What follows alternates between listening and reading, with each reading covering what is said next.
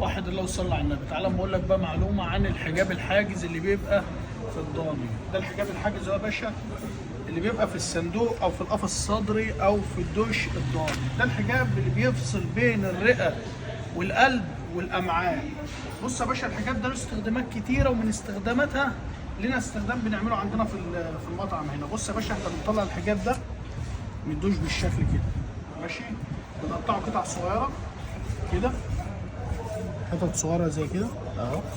الصلاة على النبي. طبعا الحجاب اهو ده شكله بيبقى بالشكل ده. بنقطعه قطع طويله زي الكبده الاسكندراني كده مثلا اهو. الحجاب بيبقى لونه كده بالشكل ده.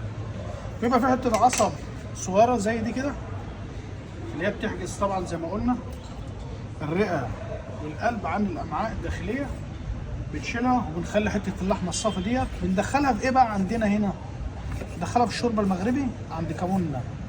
تيجي تسال الحجاب ده بنقطعه قطع صغيره زي ما انت شايف كده بالشكل ده، وبندخله في الشوربه المغربي. تيجي تسال عند كموننا في الاسكندريه سيدي جابر عن الشوربه المغربي، بنحط فيها قطع الضاني الصغيره ديت، بتدي طعم وتيست حاجه فوق الروعه. واحد الله يصلي على النبي وكل سنه وانتم طيبين.